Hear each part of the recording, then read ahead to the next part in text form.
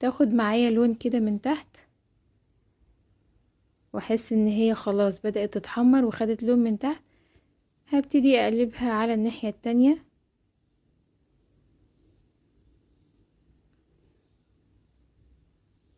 هنا انا حطيتها والزيت كان بارد شوية، لازم الزيت يكون سخن.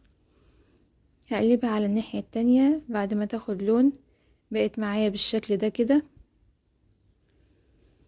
هبتدي خلاص اخرجها من الزيت واقدمها مع سلطة الطحينة. ممكن كمان نعملها في صلصة لو انتوا عايزين، بس لو هنعملها في صلصة نحطها قبل التقديم على طول عشان ما تفكش معايا في الصلصة. تعملها سندوتشات بيكون طعمها حلو قوي.